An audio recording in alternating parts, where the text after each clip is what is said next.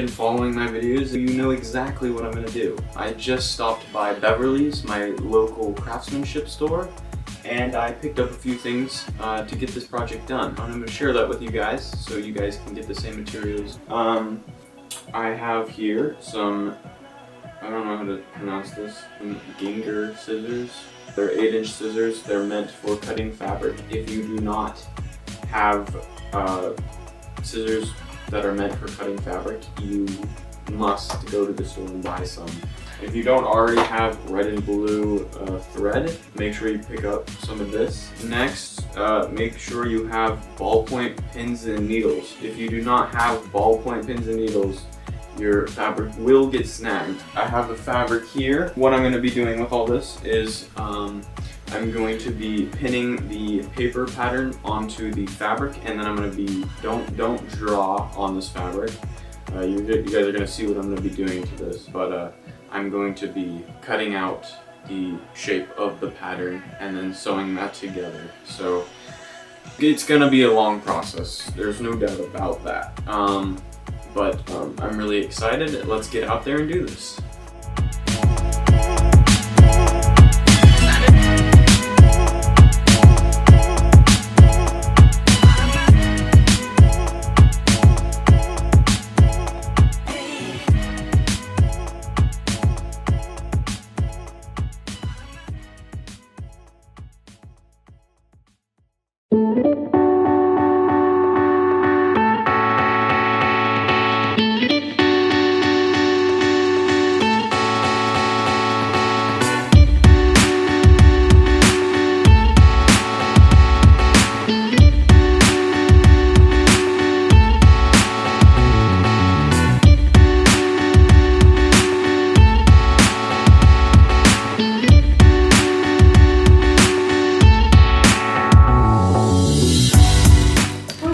Okay, so I finished pinning the pattern onto the fabric. Yeah, am I in it too now? Yeah, you're in it too. But look, honey, here's 1 yard, and they only did half yards, remember? So you got 1.5 yards, which is, they gave you extra. Oh, they did? Yeah, they gave you this much extra. Oh. So we got more than we paid for? So you wouldn't have made it with 1 yard. You had to buy this extra 1.5 yards. And they gave you an extra. So don't worry about it. What happened here? Why is it all like... I don't know. It should go away when it's stretched out though. Really? Okay, well I finished pinning the pattern onto the fabric. Now it's time to cut. So I'm gonna get started on that.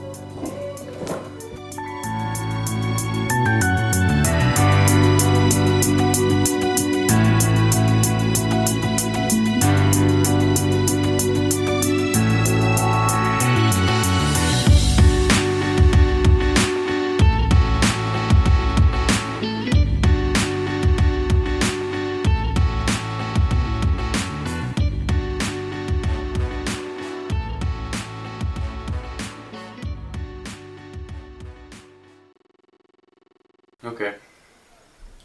I had no clue how to start this video. I didn't really want it to be the same as the last video, but it just kind of fell together like that because we finished pinning the blue and then cutting the blue out.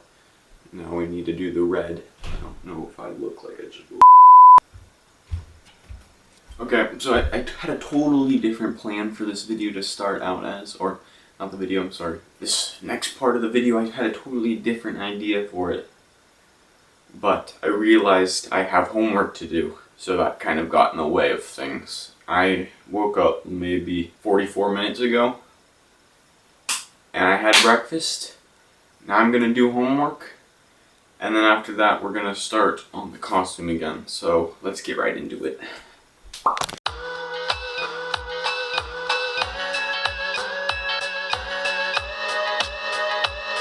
2 hours later.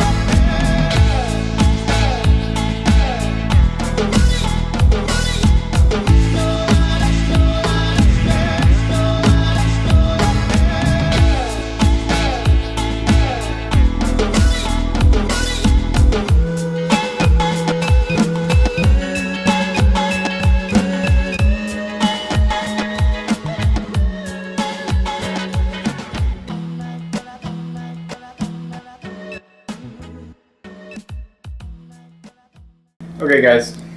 So I just finished cutting out the red. Yeah, that just happened. So down here, the lighting is not great right now. Let me fix this. That's a little bit better. It's fine though. So as you can see, I hate it when this thing gets in the shot. As you can see, I've cut out all the blue, and then I've cut out all the red. Now, if you notice, I have left the paper pinned onto the red and the blue. Just make sure you get a bunch of pins, because you're gonna need it. And so the reason why is actually because there has been a change of plans. Instead of sewing it before tracing the webs, that's actually those two steps are actually going to be switched around, because I think it'll be much easier if I trace the webs and then the blue lines onto the fabric and then sew it together. So I'm not doing that while it's on my body, because if I did it while it's on my body, most likely it's going to be a lot harder than when it's a flat surface. So I'm going to make a trip to Michael's pretty soon, and I need to get, I don't know if Tulip makes just flat fabric paint. I know they make the puffy paint, but if they don't make flat fabric paint, then I'm going to have to get the puffy paint. Now, for the blue lines that are on the suit, there'll be a picture that pops up. For that, I'm going to use, and I already have this, I'm going to use the navy blue shiny slick puffy paint from Tulip, and then I'm going to be using, for the webs, I'm going to be using just black puffy paint, and then also there's going to be an applicator tip for the black lines, a very small tip, so I can get precise lines, because if you look on the suit, they're very small.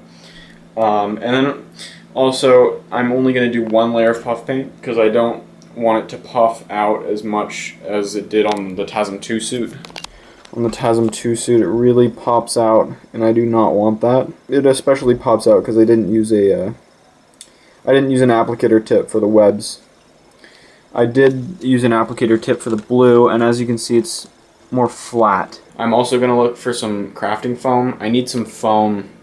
I need some red and black foam for the back spider and then also the front spider, and I need this foam in such a certain way that I can cut it at an angle instead of it like, I don't know, it's hard to explain. Like, I might almost need to make a mold for the front spider, because if you look on the front spider of the suit, it's actually like, it comes out like it's 3D instead of just this flat thing like it was in Civil War. Okay, so my camera just ran out of batteries, and I had to put the other battery in while it was still charging so I could get this last part of the video done. I forgot what I was talking about. So yeah, I'm gonna make a trip down to Michael's. I need to find that foam, and then yeah. So the next episode is not gonna be sewing. It's gonna be tracing the pattern detail onto the fabric, and then puff painting or painting that, and then cutting out the front and back spider. And so yeah, that's it for this video, guys. I hope you enjoyed this video. Remember to follow me on social media to get constant updates on the suit. And then yeah, that's about it. So I'll see you guys in the next one.